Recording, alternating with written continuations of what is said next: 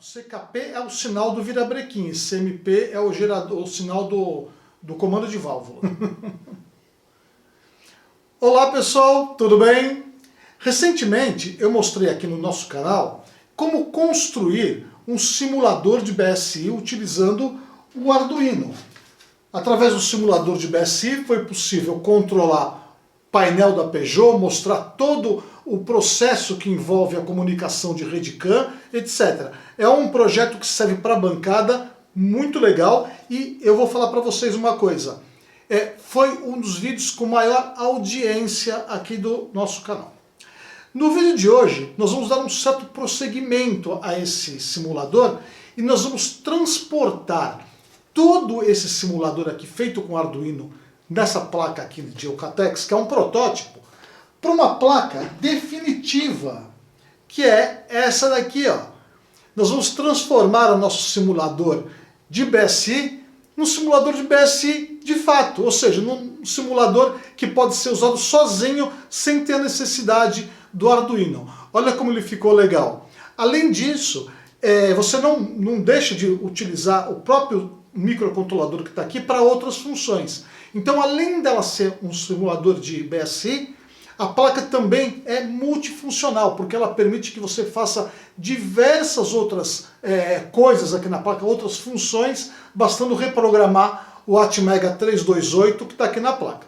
Então, o vídeo de hoje eu vou mostrar para vocês como fazer esse transporte, como transportar todo o material dessa placa aqui, que é o simulador de BSI, para esta placa aqui, com uma aparência e uma carinha muito mais legal. Não é tão difícil quanto você pensa, não. Vamos dar uma olhadinha? Acho que vocês vão gostar. Para que a gente possa transferir o nosso simulador de BSI para uma placa separada, uma placa de circuito impresso, por exemplo, é necessário que a gente transfira a maior parte dos componentes para essa placa. Aqui no caso, nós vamos praticamente transferir o Arduino todo para a placa, ou então os principais componentes que fazem com que o circuito funcione, que no caso aqui é o próprio Atmega 328, que já está com o código gravado nele. Ou seja, nós vamos ter que transferir o Atmega 328 e todos os componentes que fazem o Arduino funcionar para uma placa de circuito impresso, que não precisa ser necessariamente essa daqui. Vai ser uma placa ilhada, parecida com essa daqui. Nós vamos precisar também, para fazer com que o Atmega funcione, colocar na placa um cristal de 16 MHz, que é justamente o clock do Arduino, é o que faz o Arduino funcionar. Ou seja, nós vamos transferir uma boa parte do Arduino para uma placa ilhada, de modo que ele possa fazer funcionar o simulador de BSI. Nós vamos ter que fazer toda essa transferência com muita atenção. Nós vamos ter que transferir também o módulo CAN MCP2515, esse módulozinho aqui, você pode comprar outros se você quiser, eles não são caros. Nós temos que transferir todas as chaves, as microchaves, esse conjunto de microchaves que nós temos aqui. Precisamos também instalar os potenciômetros na mesma placa, ou seja, a gente precisa fazer toda a troca de componentes para uma nova placa. Nós temos que providenciar também um conector nessa placa aqui, para que a gente possa ligar o display LCD, caso você for utilizar o display LCD. Mas de qualquer forma, é importante você ter esse conector já pronto aqui nessa placa aqui, de modo que você possa ligar qualquer dispositivo do tipo I2C. Para que o conjunto funcione na nova placa, é necessário também, obviamente, projetar uma fonte de alimentação para alimentar tanto o MCP2515, como o display LCD, como o Atmega 328, que vai ser transferido para essa placa aqui. Além disso, como nós não vamos transferir todos os componentes do Arduino para a placa, a gente precisa providenciar um jeito de que o controlador se comunique com o computador, de modo que ele possa ser programado e também trocar informações com o laptop. E para isso a gente tem que providenciar também conectores de comunicação e programação para que o Arduino, no caso o controlador Atmega 328, possa ser reprogramado no caso de necessidade. O objetivo de fazer dessa forma, transferir completamente o circuito para uma placa separada, é transformar a nova placa numa unidade autônoma, para que ela possa ser programada com outros softwares. Ela vai ser uma placa multiuso, de modo que ela não seja apenas um simulador de BSI, mas que ela possa funcionar com outras programações, com outras sketches de Arduino ou de microcontroladores. Aqui no nosso canal, nós já fizemos outras vezes a transferência do protótipo construído com Arduino para placas de circuito impresso. Eu já fiz essa transferência no caso de um VU em LED, que era um analisador de espectro, naquele controle remoto feito para pessoas especiais, que no caso foi para minha mãe que eu tinha criado esse controle remoto e que ela usa até hoje, ou seja, eu peguei o Arduino inteirinho, passei para uma placa separada, onde nós pudemos fazer todo o dispositivo funcionar fora de uma plaquinha Arduino. No caso dessa placa aqui, além de ser um simulador de BSI, eu quero que ela também seja uma placa universal, ou seja, que o próprio Arduino funcione na placa nova, de modo que eu possa reprogramar e criar novas funcionalidades para essa placa. Se eu precisar, eu vou gravar o software ou no próprio Arduino, né? Eu vou tirar o microcontrolador da placa nova, passar para o Arduino, gravo e recoloco aqui. Ou então mantenho ele na placa e utilizo um gravador de microcontrolador separadamente, de modo que ele possa conversar com o laptop. Então é isso, pessoal. Nós vamos agora dar uma olhadinha no esquema, na montagem disso daqui, como é o esquema disso tudo, como foi ligado, como será feito esse dispositivo. E vamos ver também um desenho de placa de circuito impresso, que a gente possa transferir todo o material para a placa. Pode ser uma placa de fibra de vidro, geralmente uma placa universal que vai ser usada. Então é isso, vamos dar uma olhadinha no esquema, vamos dar uma olhadinha na placa, como vai ser a placa, e vamos à construção do nosso simulador de BSI em uma placa universal que vai ser multiuso. Vai ter uma multicapacidade de trabalhar com outros softwares e outras aplicações também. Vamos dar uma olhadinha, pessoal. Aqui nós vemos o esquema completo do nosso simulador de BSI multifuncional. E bem no centro, nós temos o microcontrolador Atmega 328, que é o coração do dispositivo.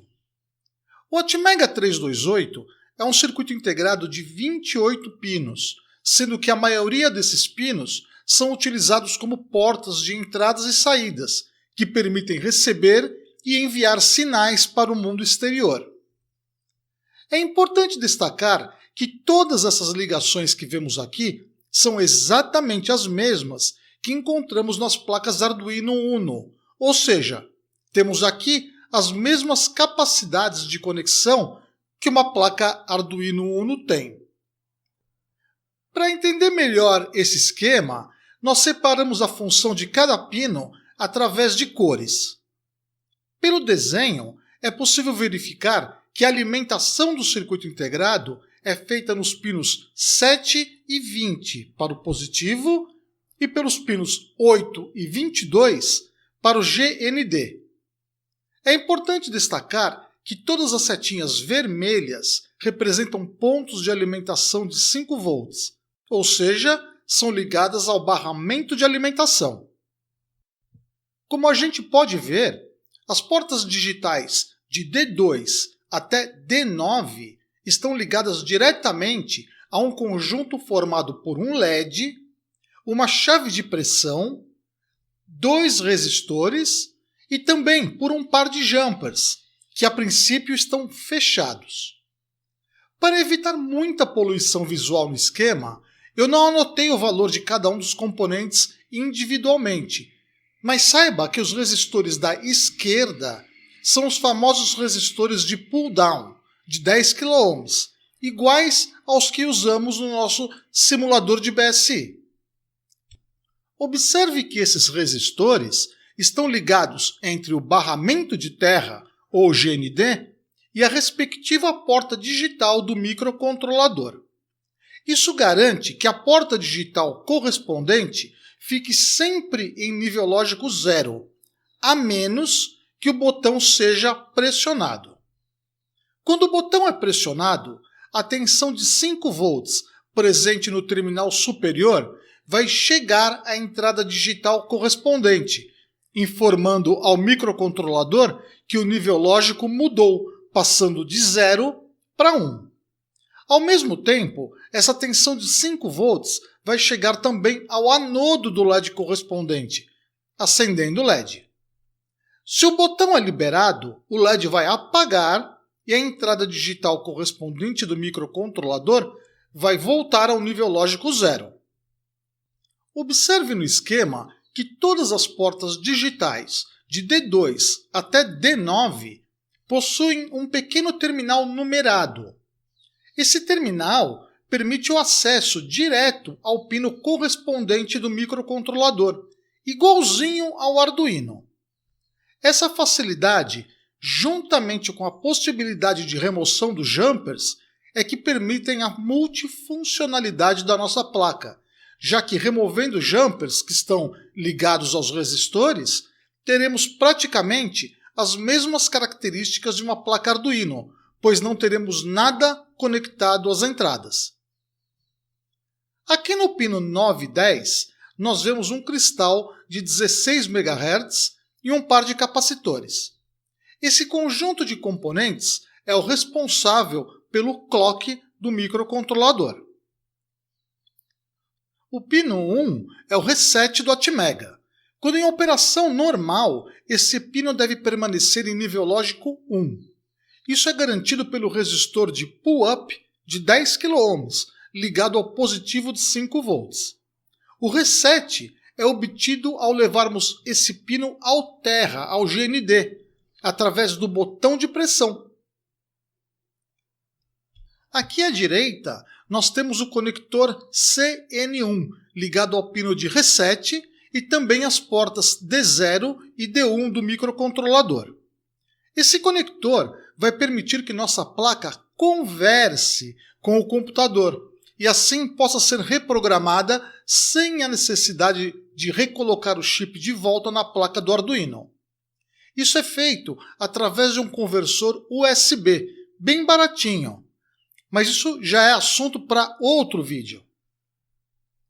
Continuando a descrição do circuito, vemos as portas D0 a D13, ligadas aos pinos 16 a 19 do Atmega 328. Essas portas estão ligadas ao conector CN3, que permite o acesso direto ao microcontrolador, e também ao conector CN5, onde será ligado o módulo MCP2515, responsável pela conexão com a rede CAN. Os pinos 23, 24 e 25 do Atmega são responsáveis pelas entradas analógicas A0, A1 e A2, onde estão conectados os potenciômetros responsáveis pela variação do tacômetro, do velocímetro e da temperatura do motor.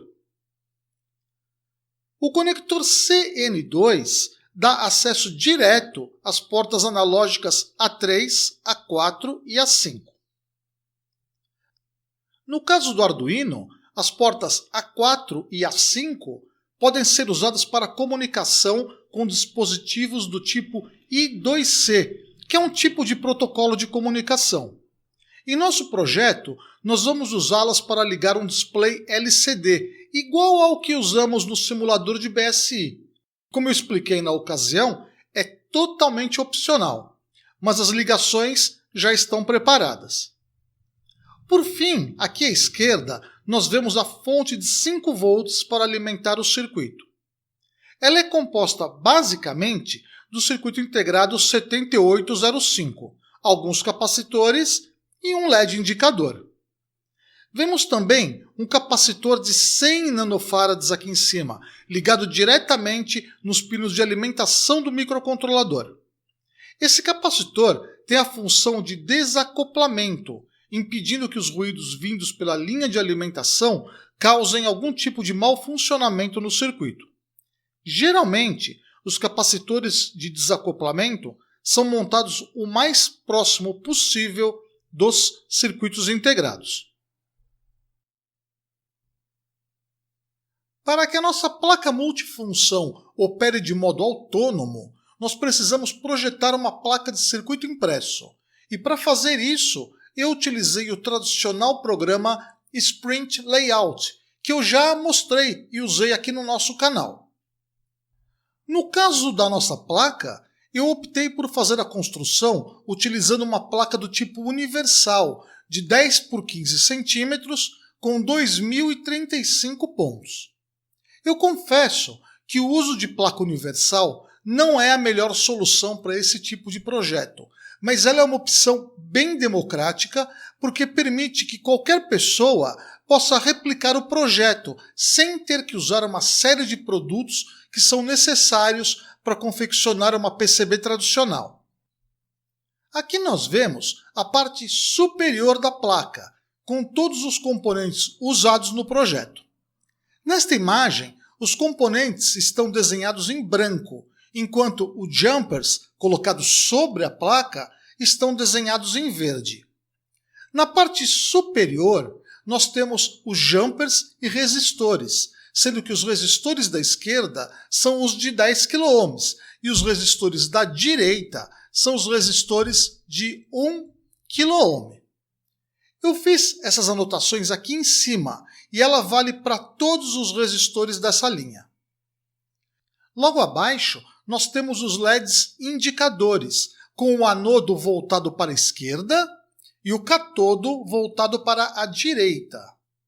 Abaixo dos LEDs, temos as chaves, sempre lembrando que os contatos ficam nas laterais. Aqui do lado esquerdo, nós temos todos os componentes da fonte, com destaque para o regulador IC1. Observe também o conector CN4, responsável pela entrada de alimentação do circuito. No centro, nós vemos o controlador Atmega 328, com o chanfro voltado para o lado direito e uma pequena marcação informando sobre a localização do pino 1.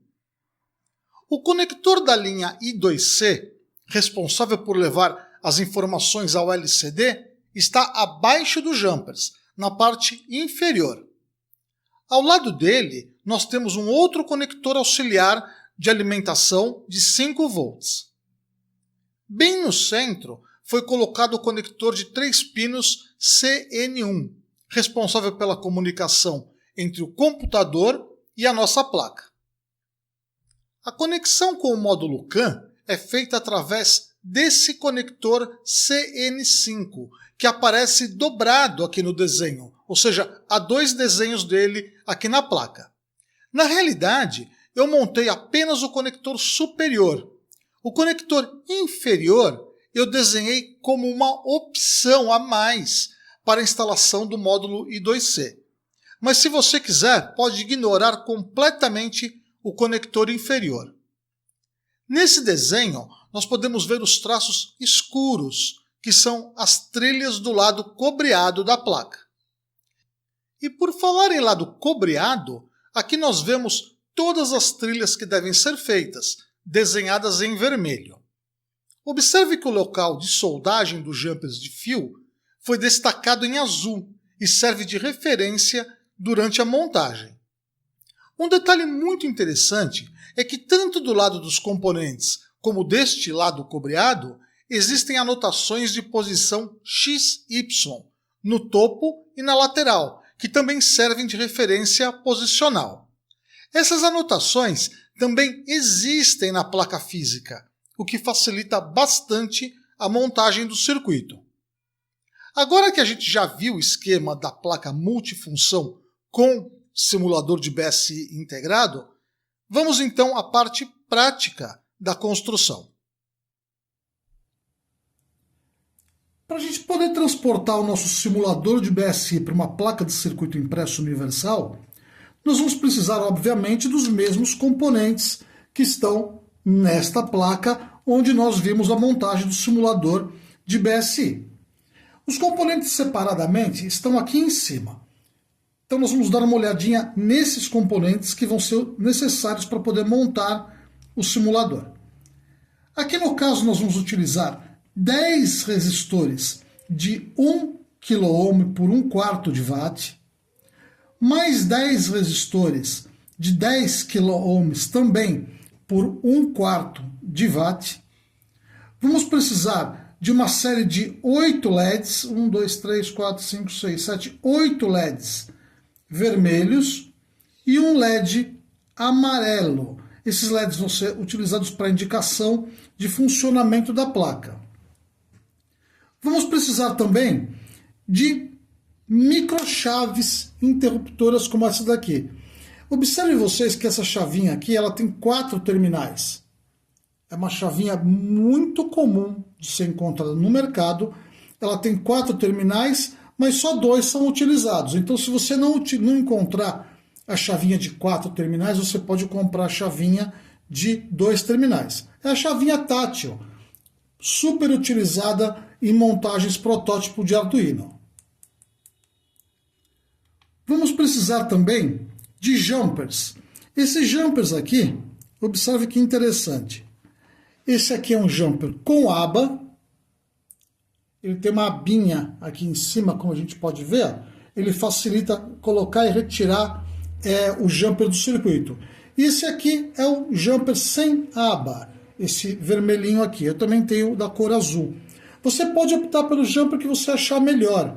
Isso não tem problema. Particularmente eu gosto muito do sem aba, porque ele dá uma aparência melhor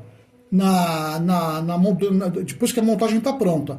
Mas eu também utilizo o jumper com aba sem problema nenhum. Aqui você vai precisar de pelo menos uns 10 jumpers desse daqui para poder fazer a nossa montagem. Eu também queria deixar claro que o uso desses jumpers ele é opcional. A gente vai ver depois, durante a montagem da placa, que eu optei por utilizar jumpers que vão ser utilizados para poder ligar e desligar os resistores de pull-down, que tem no simulador original, e também para ligar e desligar os LEDs que estão na placa. Isso vai tornar a nossa placa mais universal, de modo que você não precisa utilizar ela somente para fazer o simulador de BSI. Então você não é obrigado a comprar nem instalar os jumpers na placa. Mas se você fizer isso, você vai ter uma placa mais universal.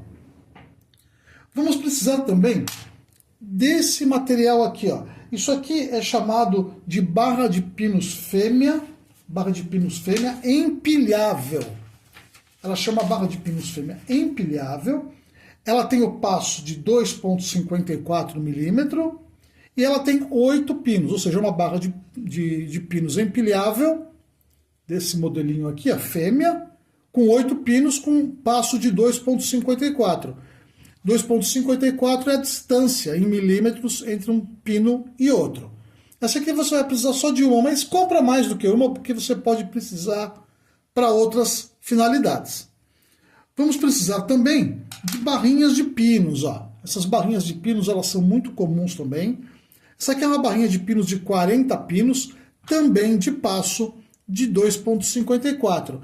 É desnecessário dizer qual é o passo, porque 99,99% das barras de pinos é de passo de 2,54, que é a mesma distância entre os terminais de um circuito integrado, por exemplo. Essa aqui tem 40 pinos, uma só dá, mas geralmente você pode comprar 2, 3, que é sempre bom ter na sua gavetinha, no seu estoque. Eu tenho vermelha e também tenho preta. Vamos precisar muito, obviamente, de um conector estreito de 28 pinos. Esse conector aqui é onde nós vamos colocar o Atmega 328. Ele vai ser encaixado na placa e aí você pode tirar e botar o microcontrolador no soquetinho. É um soquete de 28 pinos, 28 pinos inline, do tipo estreito, Quando você for comprar, você fala, é pro Atmega 328. É um conector comum usado em projetos digitais. 28 pinos, que é a mesma pinagem do Atmega 328.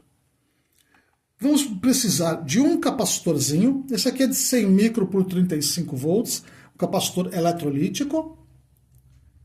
Vamos precisar de um regulador de tensão 7805. Quem assistiu aquela parte dos nossos vídeos onde eu mostro quais são os componentes mais importantes de ter no laboratório, viu que eu citei bastante esse componente aqui como um componente importante para se ter no estoque do experimentador, do robista, de quem faz manutenção eletrônica. Então, é um regulador 7805. Outra coisa que nós vamos precisar, já que nós vamos transportar praticamente o Arduino inteiro para a placa, é o cristal oscilador de 16 MHz. Esse cristal oscilador ele é chamado cristal oscilador meia caneca. Meia caneca porque ele é baixinho, ele é pequenininho. Então é assim que o pessoal chama. Mas se você encontrar o inteiro, de caneca, por exemplo, ele vai ser mais alto, apenas isso. Mas o de meia caneca é mais comum de você achar. Não é nem um bicho de 7 cabeças. Então, cristal oscilador de 16 MHz. Eu vou deixar toda essa descrição aqui embaixo do vídeo. Junto com o cristal, você vai precisar também de 2 pequenos capacitores de 22 PF. Esses aqui são capacitores cerâmicos de 22 PF por 50 volts.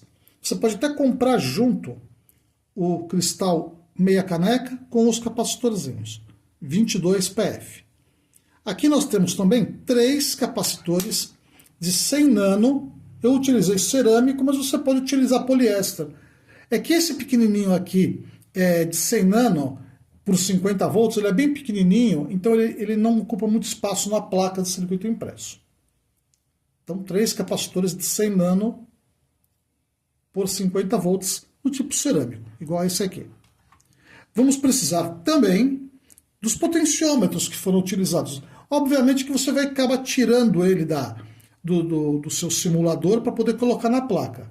Então são 3 potenciômetros de 5K ou de 10K. Não tem muita diferença no nosso tipo de protótipo. Aqui nós vamos usar 3 desses potenciômetros aqui. E por último, nós vamos precisar de uma placa de circuito impresso universal. Essa placa aqui eu comprei no AliExpress já há bastante tempo, mas ela é uma placa muito comum de ter no mercado. Talvez você não tenha ela verde no mercado, mas se dá uma procuradinha você acha. Essa aqui ela é verde porque ela é de fibra de vidro e ela tem um acabamento fantástico por baixo. É uma das melhores placas que eu já utilizei para fazer prototipagem. É uma placa de 10 por 15, ela tem 10 centímetros do lado de cá, por 15 centímetros na horizontal. Essa placa aqui, ela é uma placa de passo de 2,54 também. Ela tem 2.035 furos. Geralmente você acaba comprando ela já com a serigrafia aqui do ladinho, ó. A, B, C, D, blá, blá, blá, blá, até cá. E daqui 01 até o 55. É uma plaquinha muito boa. Novamente eu vou lembrar de vocês do passo de 2,54. A esmagadora maioria das placas de circuito impresso, do material que você encontra na internet para fazer prototipagem, é de 2,54. Por quê? Porque com esse passo, tudo encaixa aqui. Ó. Você pode encaixar aqui, ó, encaixou aqui os pinos, tá vendo? Tudo vai encaixar exatamente igual. Você vai colocar aqui o soquete, você vai montando toda a barra de pinos aqui, então tudo encaixa. Por isso que o passo é importante que seja igual, 2,54. Mas vai ser muito difícil se você achar com outros tipos de passo. Outros passos praticamente nem existe mais, então a placa que você vai comprar é uma placa com passo de 2,54, 10 por 15, com 2.035 furos. Esses são os componentes principais que nós vamos utilizar para a gente poder montar a nossa placa universal, que vai, nesse primeiro momento, comportar o nosso simulador de BSI. Lembrando que, obviamente, que você vai retirar o módulo de RedCam para poder, você vai encaixar ele aqui depois nessa placa. Então você vai precisar do módulo de rede CAN também. Mas acho que isso é desnecessário dizer, já que nós estamos transportando o módulo de rede CAN para a placa. Então é isso, pessoal. Agora que nós entendemos como o material que nós vamos utilizar, vamos então à montagem do simulador e da placa universal, que pode ser utilizada para outros protótipos também. Vamos lá, pessoal. Vamos fazer esta construção na placa universal. Pessoal, antes da gente iniciar a montagem propriamente dita, eu aconselho vocês a imprimirem no papel tanto a face cobreada da placa de circuito impresso, como a parte frontal dela, a parte de cima, o topo da placa de circuito impresso. Fica muito mais fácil de fazer a montagem quando você tem um papel impresso que você pode analisar melhor, observar ali. Se você não tiver, não tem problema. Se você não tiver uma impressão, uma cópia impressa, não tem problema. Você pode utilizar também o desenho da placa aqui no laptop.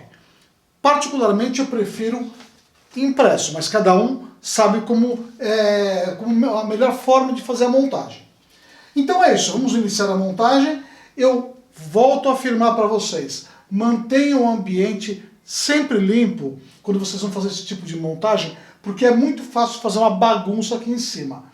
E tem um detalhe importante, essas placas universais, desse tipo aqui, é muito fácil de você se perder na hora que você está montando. Então toda a tensão é pouca. É uma placa relativamente simples, mas com muito componente. Então fica meio complicado de vez em quando. Então é isso, vamos iniciar a montagem. Se puder, utilize um papel impresso, os desenhos impressos, ou então o próprio laptop. Vamos iniciar a nossa montagem então.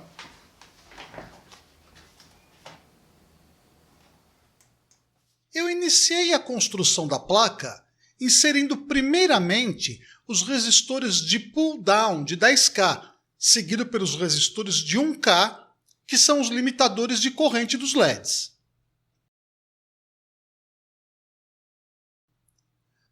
Com os resistores inseridos na placa, eu travei todo o conjunto com um pedaço de fita durex, com o objetivo de impedir que eles se movimentem durante a soldagem. Com o emprego da fita durex, o processo de soldagem fica muito mais facilitado, já que os componentes ficam praticamente imobilizados. Depois de soldados, é só remover a fita adesiva.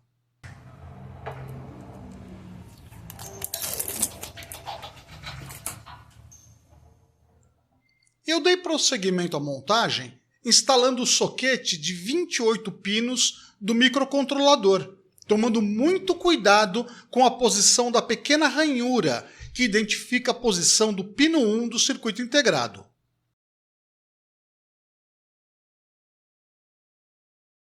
Confira 2 vezes antes de prosseguir. Para manter o soquete no devido lugar, eu novamente empreguei um pedaço de fita adesiva. Confesso que a quantidade de furos metálicos embaralha bastante a vista e é muito fácil errar a posição dos terminais durante a soldagem. Tenha sempre muita atenção. Com os resistores e o soquete devidamente soldados, foi a vez de instalar as microchaves.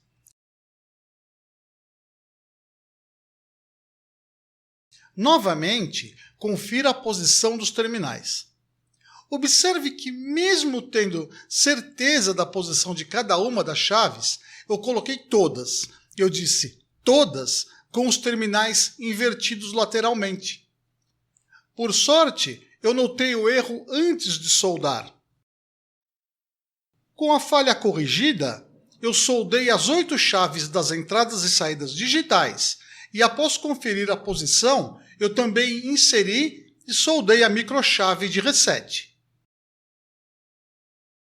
A placa começa a tomar forma. Agora que já temos as chaves e o soquete montados na placa, É hora de passar os fios e soldar os jumpers longos.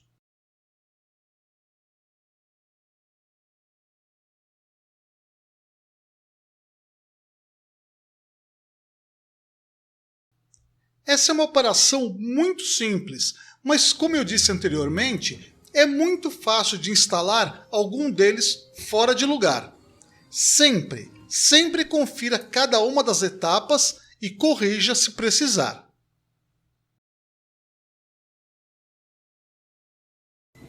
Cara, tá errado. Pessoal, é muito fácil errar a posição dos jumpers e posição dos componentes na placa. Eu mesmo errei diversas vezes quando eu estava colocando esses jumpers aqui. Agora está tudo direitinho.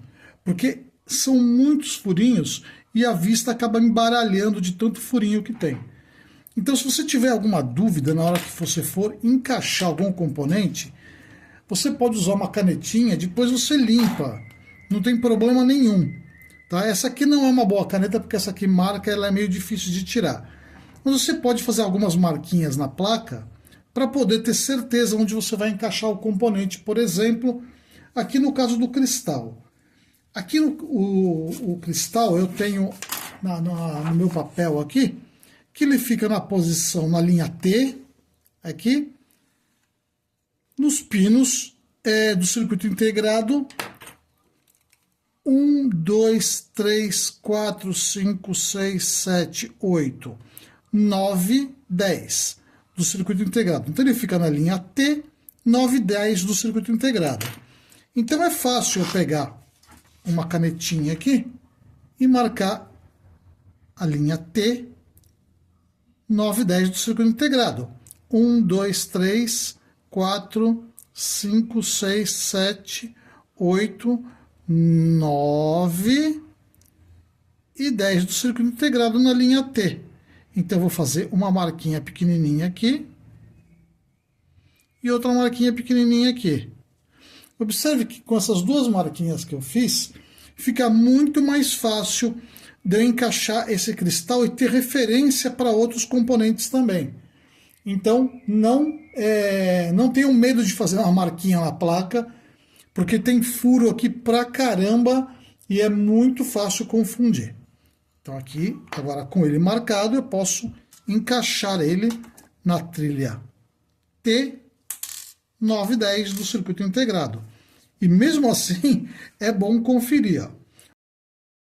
Então a gente vai colocar agora o cristal aqui. E agora você já tem uma outra referência.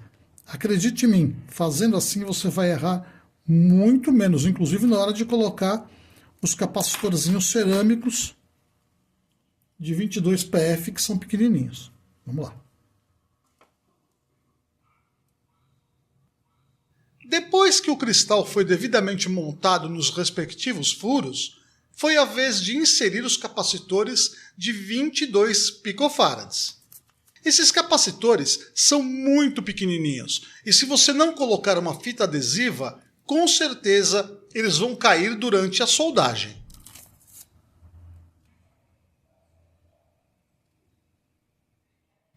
Agora é a vez de montar os LEDs de 3 mm. Embora seja uma etapa sem muitas complicações, é muito importante lembrar que os LEDs têm polaridade e, portanto, devem ser inseridos do lado certo. Se você estiver usando LEDs novos, os terminais menores, que correspondem ao catodo, devem ficar voltados para o lado direito da placa. Se os LEDs forem reaproveitados, o catodo pode ser identificado pelo lado chanfrado do componente.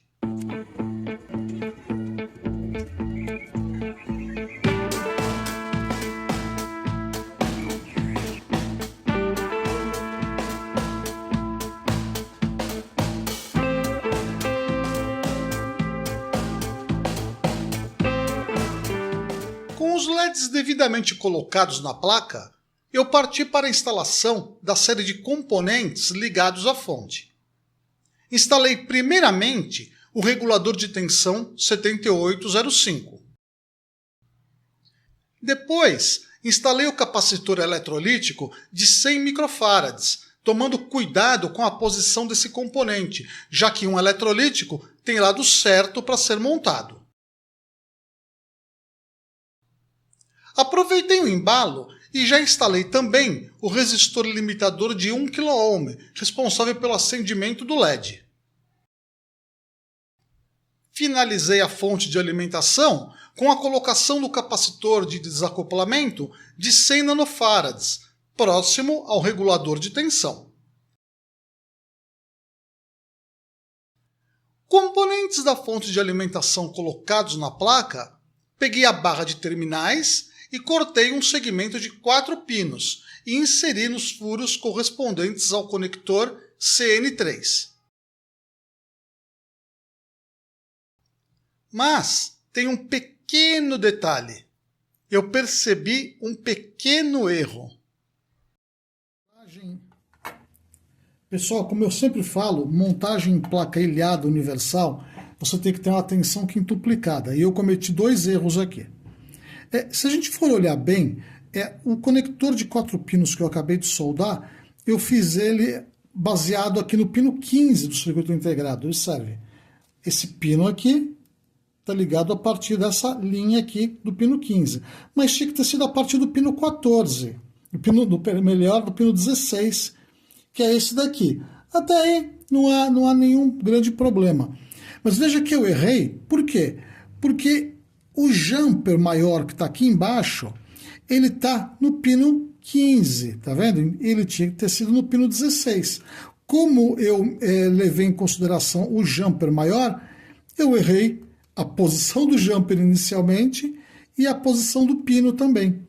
Então eu vou remover este pino, vou recolocar esse terminal do jumper, aí sim podemos continuar a montagem. Foi uma falha simples, mas que tem que ser resolvida agora. Sempre muita atenção durante a montagem. Agora sim, encaixado corretamente os pininhos, podemos continuar a montagem. Vamos colocar os capacitorzinhos agora.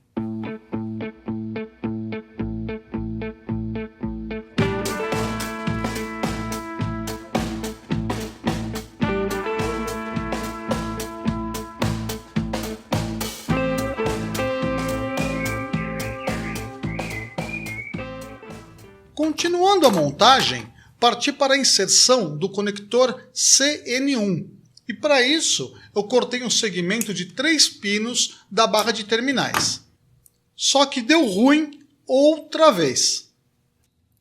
Muito bem, pessoal. Eu acabei de descobrir um novo erro aqui da minha parte, onde eu soldei este jumper aqui no lugar completamente errado. Esse jumper aqui, ele tem que ser soldado aqui, ó, entre esse terminal e esse terminal. Observe bem, ó, entre aqui e aqui, ó, e não entre aqui e aqui. Ok? Então vamos colocar um outro jumper aqui mais bonitinho e remover esse daqui. Daí sim a gente pode colocar o conectorzinho no lugar.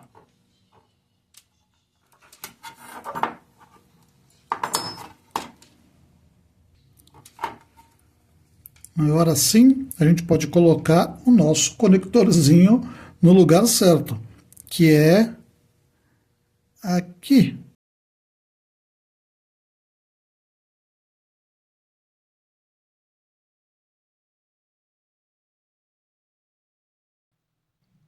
Com os erros corrigidos, dei sequência à montagem, soldando o resistor de pull-up de 10 kΩ, que é o responsável pelo reset do microcontrolador, além dos conectores CN2 de 3 pinos e o CN5 de 2 pinos.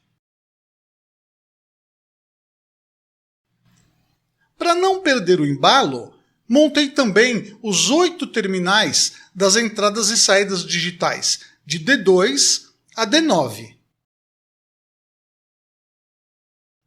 E por fim, soldei o conector CN4, responsável pela entrada de alimentação do circuito. O próximo passo da construção foi montar a série de 16 jumpers, que permitem inserir e remover os resistores de pull-down e os resistores limitadores dos LEDs. Para evitar que esses resistores caiam dos furinhos, novamente eu usei a valiosa ajuda da fita adesiva, garantindo assim um processo de soldagem bem tranquilo. Com a placa já bem populada, foi a vez de inserir o conector do módulo CAN.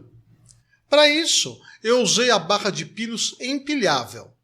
Essa barra vem com os pinos retos, então é preciso dobrá-los em um ângulo de 90 graus.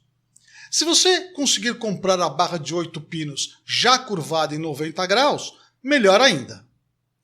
É importante lembrar que essa barra é composta de 8 pinos, mas apenas 7 serão usados durante o funcionamento. Depois de instalar a barra de pinos, confira se o módulo CAN está encaixando direitinho.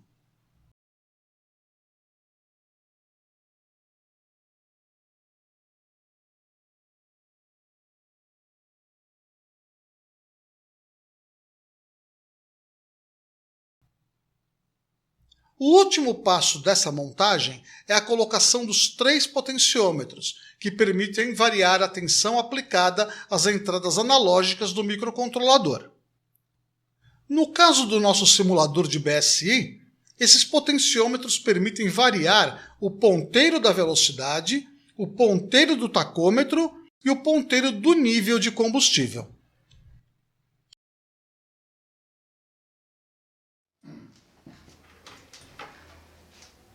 É isso aí, pessoal. Nossa placa está quase pronta. Deu um pouquinho de trabalho, mas está ficando bem bonitinha. Todos os componentes montados, mas falta agora a pior parte, aquela que eu julgo ser a pior parte de uma montagem em placa ilhada, em placa universal ilhada, que é fazer as trilhas embaixo da placa. Todas aquelas trilhas que vai unir todos os pontos deve ser feita agora. Nesse momento, toda a atenção é fundamental, é muito importante. Se já é necessário muita atenção para colocar os componentes, que a gente pode errar, isso é muito comum acontecer nesse tipo de montagem, para fazer as trilhas, a atenção tem que ser quintuplicada, porque um erro nas trilhas dá trabalho para resolver e é difícil de você achar, porque são tantos pontinhos que brilham nos olhos que é muito fácil errar, é muito fácil fechar um ponto no outro. Então toda a atenção é fundamental agora para a gente fazer a nossa plaquinha ficar bem feita, com todas as trilhas montadas corretamente. Eu espero que dê certo também, porque eu vou fazer o teste junto com vocês. Porque eu fiz no Sprint Layout, montei todas as trilhas, aparentemente elas estão corretas, todas as ligações estão corretas, mas a gente não sabe até a hora que isso vai funcionar. Então agora nós vamos fazer as trilhas e vamos ver o que é que vai dar aqui. Tá ficando legal, né?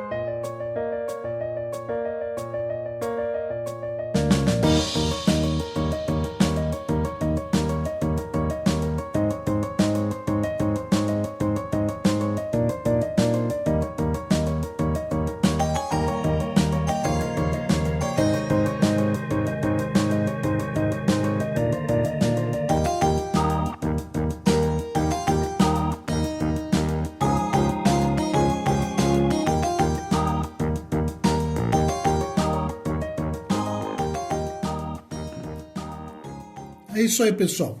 Aparentemente, todas as conexões foram feitas, todas as trilhas foram feitas com a máxima atenção possível. Alguns errinhos durante a construção das trilhas foram verificados e corrigidos. O desenho da placa será corrigido para vocês poderem fazer a reprodução. E agora o que nos resta é fazer o teste na placa. Só que antes da gente fazer o teste propriamente dito, o teste funcional do simulador de BSI ou de qualquer outro dispositivo que a gente venha montar nessa placa, é necessário ver se está tudo direitinho, se a tensão de mais B de 5 volts está chegando nos pinos correspondentes do circuito integrado, se as chavinhas táteis estão funcionando, se os LEDs estão funcionando. Então nós vamos fazer alguns testes iniciais, para evitar que quando você colocar aqui o microcontrolador Atmega 328, você simplesmente queime um Atmega 328 e daí você vai ter que comprar um outro Atmega 328. Então nós vamos testar antes todas as conexões, ver se está tudo direitinho e vamos fazer os primeiros testes. Vamos lá então, pessoal, vamos fazer os primeiros testes nesta plaquinha aqui para ver se ela está funcionando. Vamos ver. Muito bem, então aqui está a nossa placa devidamente montada, com os jumpers já inseridos nos respectivos conectores. Então nós vamos agora alimentar a placa para ver se as tensões estão corretas nos devidos pontos de teste. Vamos dar uma olhadinha então. Eu vou alimentar a placa com a tensão de 9 volts, lembrando que aqui é um regulador de 5 volts. Opa! Vamos colocar aqui. Então a gente tem que ter esse LED aqui acendendo, porque se ele acender, significa que o regulador está funcionando e nós podemos continuar os testes. Você só deve continuar o teste se esse LED aqui acender, obviamente. Vamos lá, vamos ver se não tem problema nenhum. Aqui está o LEDzinho aceso, LEDzinho amarelo aceso. Aqui tem um pequeno mau contato do próprio cabinho, sem problema nenhum. Aqui está então essa primeira parte funcionando. Muito bem, como os jumpers estão colocados nos respectivos conectores, se eu pressionar cada uma dessas teclas aqui, a gente vai ter que ter os LEDzinhos correspondentes acendendo. Vamos ver. Vou iniciar por esse daqui. Aqui está. Primeiro LED acendendo. Segundo LED acendendo. Terceiro. Quarto. Quinto. Sexto. Sétimo. Oitavo LED. Aparentemente, todos os LEDs estão funcionando direitinho à medida que eu pressiono as chavinhas táteis. Quando eu faço isso, eu tenho que trazer a tensão para cima do circuito integrado microcontrolador Atmega 328. Então, para isso, eu vou colocar a ponta de prova negativa sobre o regulador de tensão. E com a outra ponta, a gente vai checar se existe a tensão positiva cada vez que eu pressiono cada uma das teclas. Vamos lá. Primeiro eu vou pressionar essa daqui, que é no pino 15 do circuito integrado. Aqui não pode ter nada lá. Vou pressionar, vai ter que ter 5 volts. Aqui está. 5 volts, perfeitamente. E agora, à medida que eu for pressionando, eu tenho que encontrar 5 volts em cada um dos terminais correspondentes das entradas digitais. Esse aqui agora. Ali está, 5 volts. 5 volts. 5 volts. Agora, esse aqui, eu já não sei o que é, vamos ver. 5 volts também. Perfeito. Aqui é cristal. Cristal. Depois vem o negativo. E o positivo de alimentação. Ó. Aqui tem 5 volts, mostrando que o circuito integrado está recebendo alimentação. Então agora vamos continuar os testes, se não me engano esse daqui. Ó. Vamos ver qual é o circuito integrado. Qual é o pino do circuito integrado, perdão. Vamos descobrir. De cabeça eu não lembro.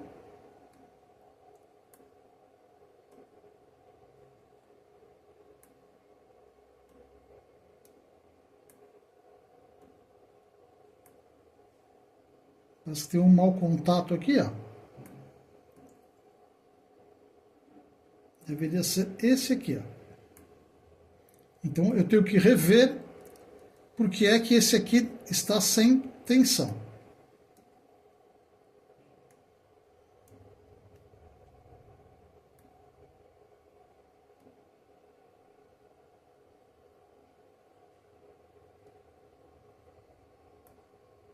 Cinco volts, correto?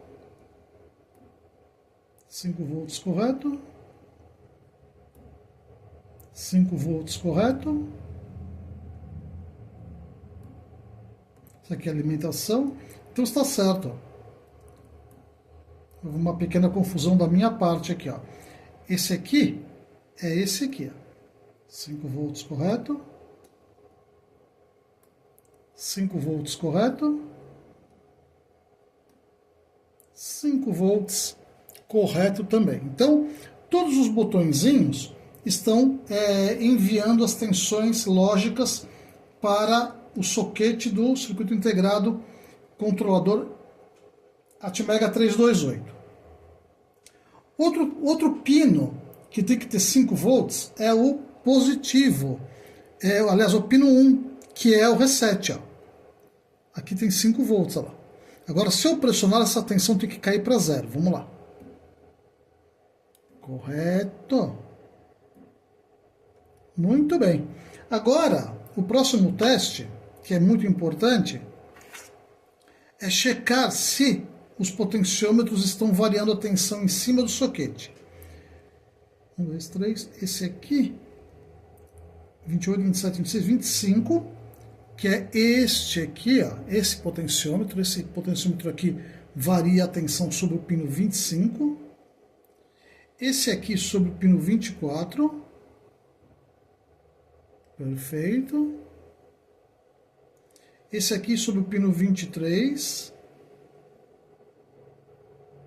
Então, aparentemente, tudo direitinho também.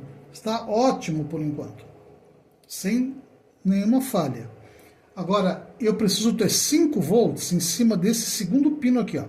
Eu vou contar o pino de lá para cá. Pino 1, pino 2 aqui. Ó. Então, aqui eu tenho que ter 5 volts. Ó. Perfeito. Eu vou retirar a ponta de prova daqui.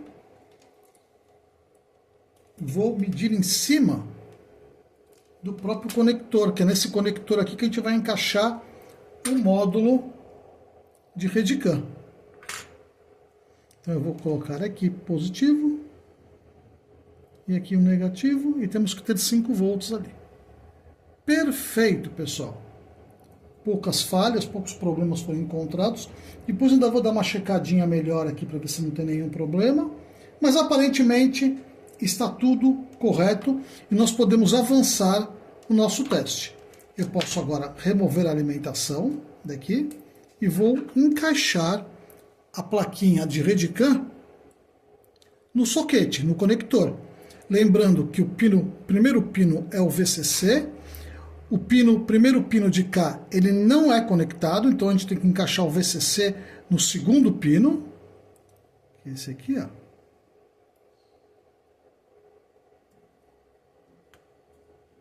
Muito bem, vamos virar aqui. Então, se eu ligar, a gente tem que ver que não vai explodir nada, não é isso? Vou colocar um negativo e colocar o positivo. Acendeu corretamente a luzinha aqui do dispositivo de Redicam. O LED também está aceso, então aqui vai comandar cada um dos sinais para o microcontrolador. Então, aparentemente está tudo correto. Então, só nos resta agora transportar o microcontrolador para cá e fazer o teste definitivo já com o equipamento funcional. Vamos ver se deu tudo certo.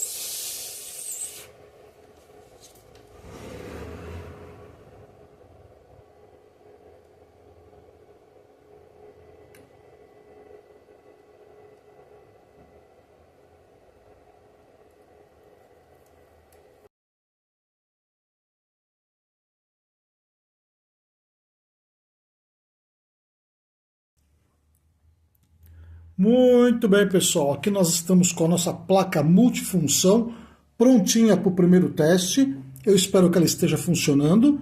Já fiz todas as conexões. Observe que eu já deixei pronto aqui o módulo de Redcam, que está ligado no nosso painel de testes de um Peugeot. Eu também já fiz as conexões do display LCD nos terminais SCL e SDA, positivo e negativo. E agora ficou bem mais elegante, né? Porque você pode colocar esse display bem mais distante da plaquinha, fazer uma caixinha onde você pode colocar o display mais distante. Coloquei os knobzinhos também aqui, espero que dê uma impressão melhor para vocês.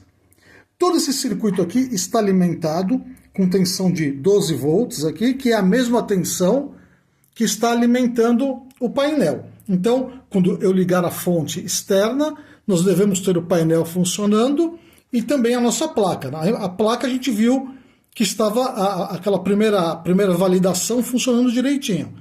E agora a gente vai testar com o controlador e eu espero que funcione. Eu ainda não fiz o teste, mas eu acredito que não tenha muita coisa errada para acontecer aqui não. Eu também queria mostrar para vocês essa pequena plaquinha aqui. Essa plaquinha é um adaptador, na verdade é um conversor USB serial que permite que a nossa placa se comunique com o nosso laptop e que ela possa ser reprogramada sem que você precise retirar o chip daqui da placa, da nossa placa multifunção. Porque do jeito que ela está atualmente, se você for mudar a programação dessa placa aqui e for fazer uma outra aplicação, você tem que tirar o chip, passar para o Arduino, programar, recolocar ele aqui. E do jeito que é possível com essa plaquinha aqui de conversão, que é um conversor USB serial, basta você plugá-lo na porta de comunicação aqui em cima e ligar diretamente no computador. Daí sim você tem uma aplicação completamente autônoma, capaz de ser reprogramada sempre que você achar bem interessante. Aqui o nosso display já está ligado, então agora só nos resta ligar e ver se o painel vai corresponder exatamente aquilo que a gente programou no Atmega 328. Na realidade, a aplicação que está aqui é a aplicação do simulador de BSI, mas você pode ter qualquer outra aplicação aqui. Aqui está a nossa plaquinha, ela ficou bem elegante, bem fácil de ser manipulada, colocar numa caixinha, por exemplo. E é legal, você pode ter duas placas dessa, fazer uma comunicação de Redcam de modo a fazer experimentos numa sala de aula, uma demonstração bem didática de Redcam, usando duas placas dessa ou outras placas também. Então é isso, vamos agora ligar a nossa placa, vamos ligar na tensão de 12 volts, que está vindo aqui, também está ligando no painel, e vamos ver o que vai acontecer. Vamos dar uma olhadinha. Vamos lá, ligando a fonte, aqui está, ligou toda a placa, aqui está a confirmação do odômetro do painel já aparecendo aqui no nosso display. Lembrando que o display ele é opcional, mas aqui ele já informou a quilometragem em hexadecimal que está o painel, ou seja, o painel já se comunicou com a nossa placa. Isso já é um bom sinal, né? Mostra que está uma boa parte funcionando aqui. Agora nós vamos variar aqui os potenciômetros, vamos fazer um teste primeiro nesse aqui. Aqui está o velocímetro funcionando perfeitamente bem. Vamos agora no segundo potenciômetro, que é o tacômetro. Perfeito também. E agora o termômetro, né? A temperatura do motor. Vamos dar uma olhadinha. Ali está. Perfeito. Ótimo. Agora vamos ver se as nossas chavinhas estão funcionando. Eu vou pressionar uma de cada vez. Não sei se a câmera vai poder pegar aqui, ó. Aqui é a iluminação do painel. Vou deixar assim. Assim tá bom. A segunda chavinha. Aqui está, acho que a luz baixa, né? O farol baixa. A outra luzinha aqui, que eu não sei exatamente na Peugeot o que ela significa. Eu acho que é a luz de neblina. Aqui a gente pode ver que a gente aperta o botãozinho, a luzinha acende. Ali também. Outra, essa aqui que eu acho que é a luz de neblina. E aqui seta para direita. Seta para esquerda. E essa aqui, se não me engano, é a luz de stop. Ó. Stop. Perfeito. Isso mostra que o nosso equipamento funcionou perfeitamente bem. E agora a gente tem um simulador de BSI, que é a aplicação que está rodando aqui, prontinha para uso. Você pode, por exemplo, passar toda essa plaquinha para uma caixinha, colocar o display, que ó, olha que perfeito agora. Com 4 fios você consegue colocar o display em qualquer canto na caixinha e fica uma coisa muito mais elegante também, até para você fazer uma demonstração numa sala de aula para um cliente, por exemplo. E caso você queira mudar a programação da placa depois, porque ela é uma placa multifunção, multiuso, né? É só você utilizar um conversor USB serial. Mas isso já é papo para outro vídeo, que eu tenho que explicar como é feita essa programação. É muito fácil, só precisa ter o conversorzinho certo, mas aqui nesse vídeo, o objetivo desse vídeo foi transferir todos os componentes do Arduino para uma placa, de modo que você possa trabalhar o simulador de BSI ou qualquer outra aplicação que esteja rodando aqui no Atmega para uma placa ilhada, para que você possa ter um conjunto simples e autônomo na mesa. Daí você não precisa da placa do Arduino. Como a gente pode ver aqui, eu tirei já o display LCD daqui, passei para cá. Os potenciômetros eu vou tirar tudo daqui também. O Arduino já não tem mais o microcontrolador. Aqui eu tinha uma placa a mais do MCP2515. Então isso aqui vai ser desmontado porque agora a gente tem uma plaquinha mais interessante. Particularmente eu gostei muito de ter um protótipo montado de forma autônoma com capacidade de ser multiuso. Isso é muito interessante. Aqui está, tudo funcionando direitinho, sem nenhum tipo de falha, ó, com todas as chavinhas funcionando. E também é interessante observar que você pode evoluir essa placa. Essa placa ela não é uma placa que você fez, acabou, nunca mais você vai mexer nela. Uma coisa que eu acho que é interessante fazer é substituir esse conector aqui de alimentação, o conectorzinho de alimentação, por aquele conectorzinho para a placa de circuito impresso, para você poder encaixar aquele conectorzinho, click, que nem tem no Arduino. Ó. Esse tipo de conectorzinho aqui, ó. Então a gente coloca esse tipo de conector aqui, fica bem mais fácil de você poder plugar a tensão na plaquinha. Outra coisa que você pode fazer é dotar a placa de jumpers no terminal central dos potenciômetros, para que você possa soltar o jumper e então fazer conexões com componentes externos à placa. Aí você pode, por exemplo, ler um sensor externo, um sensor de temperatura, um sensor de pressão, por exemplo, e enviar essas informações para o controlador que vai fazer alguma coisa que você fizer na programação, acionar um relé, etc. Então, se você colocar jumpers aqui, você vai ter uma placa ainda mais autônoma ainda.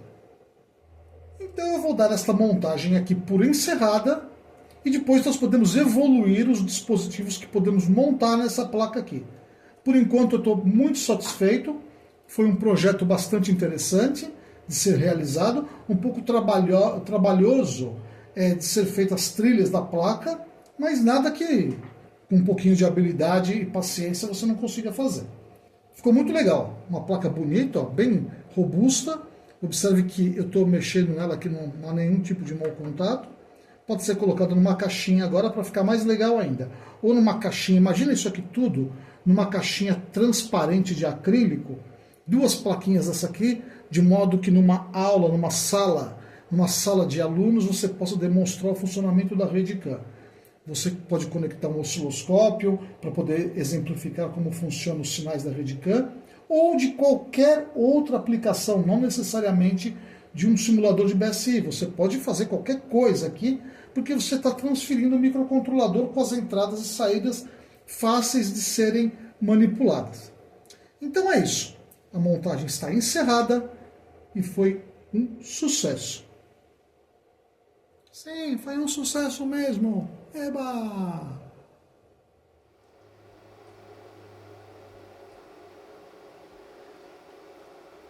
Uma coisa que muita gente deve estar pensando é o que fazer então com a placa do Arduino depois que você tirou o processador e botou numa placa standalone como essa daqui. Joga fora a placa? Naturalmente que não. Para você poder continuar utilizando essa placa aqui como Arduino, você precisa comprar um novo microcontrolador Atmega 328. Normalmente, o Atmega 328 vem virgem, ou seja, ele é um microcontrolador comum que aceita qualquer tipo de programação. Para você colocar ele na sua plaquinha Arduino, você precisa comprar um microcontrolador Atmega 328 com aquele chamado bootloader, que já está gravado dentro dele. O bootloader é que faz com que ele receba a programação da nossa sketch do Arduino. Daí sim você consegue fazer ele funcionar na placa. Então quando você for comprar um Atmega 328 para colocar na sua plaquinha Arduino, ou então até montar novas placas dessa daqui, por exemplo, você deve comprar o Atmega 328 já com o chamado bootloader, ok? É muito comum. Você entra na lojinha de eletrônica, lá na internet, etc. e já procura lá, Arduino Atmega 328 com bootloader. É só colocar no circuito integrado que vai chegar para você no correio, de volta na plaquinha Arduino e você tem o Arduino de novo funcionando. Ou você compra 3, 4 e monta 3, 4 plaquinhas dessa daqui e pode fazer várias coisas com eles. Então é isso, pessoal. Nós chegamos ao final do nosso vídeo, onde eu mostrei para vocês como transportar todo o nosso simulador de BSI, que a gente já usou ele em vídeos passados, numa placa multifuncional, para uma placa universal ilhada, que além de trabalhar como simulador de BSI, pode trabalhar com outras coisas também, já que ela é uma placa praticamente universal. Essa daqui vai ficar muito legal, guardadinha numa caixinha, que você vai poder utilizar na sua oficina, na sua bancada, ou então até mesmo em feiras de ciências, ou em demonstrações sobre utilização de painéis e Redcam. Eu acho que vai ser uma coisa muito legal. Eu espero que vocês tenham gostado desse vídeo. Ele deu um certo trabalho para ser feito, mas no fim acaba compensando. Então é isso, pessoal. Se vocês gostaram do vídeo, por favor, please, deixe o like aqui embaixo, porque ele é fundamental para o canal ser fortalecido. Peço também para vocês se inscreverem no canal, caso ainda não sejam inscritos, porque quando você é inscrito no canal, o próprio YouTube manda um aviso para você dizendo assim: olha, no canal do Rogério tem vídeo novo, vamos dar uma olhadinha. Então ele avisa você. Assim, você não pode esquecer, quando você faz a inscrição no canal, de clicar no sininho de notificação, ok? Porque quando você clica no sininho de notificação, você tem certeza de que você vai receber informações sempre que a gente tem vídeos novos como esse. Eu também vou pedir para vocês, caso possam, se tornarem membros do canal. Se tornando membro do canal, você ajuda o canal a fazer vídeos desse daqui, ou vídeos até mais interessantes. Para você ser membro do canal, é uma pequena quantia financeira por mês que você paga, vem no seu cartão de crédito, que é muito pouquinho mesmo, mas ajuda bastante a gente. Para ser membro do canal é só clicar aqui embaixo, tem uma opção, um botãozinho chamado Seja Membro. É só clicar neste botãozinho e você será membro do canal, ajudando a gente a fazer vídeos desse tipo aqui, que sempre tem um gasto legal envolvido. Então é isso, pessoal. Muito obrigado, espero que vocês tenham gostado e até o próximo vídeo, se assim Deus nos permitir, como sempre. Muito obrigado, pessoal. Até mais.